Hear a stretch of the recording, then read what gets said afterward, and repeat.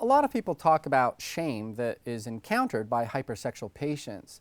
And we've done a couple of different studies on this to try to understand how shame operates in the lives of these individuals. Some people suggest that shame may precipitate hypersexual behavior, and others have suggested that it may perpetuate hypersexual behavior. The truth is, it probably does a little bit of both.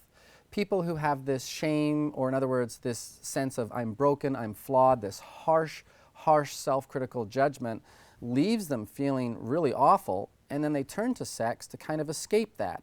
But then they feel a lot of shame in relation to what they've done sexually, and then they turn back to the sexual behavior to escape that additional shame that's an extension of the sexual activities that they've engaged in.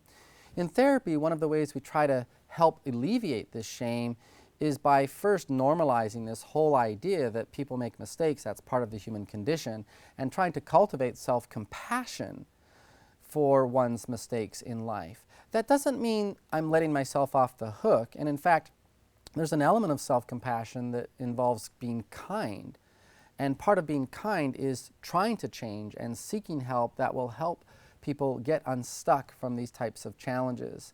But we also challenge some of the irrational beliefs that maintain the emotion of shame.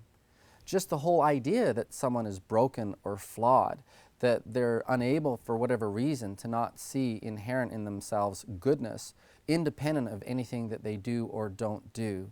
And as we work together with patients in trying to alleviate and remediate the shame, we find that often people get unstuck from these unhealthy patterns of sexual behavior that are causing problems for them.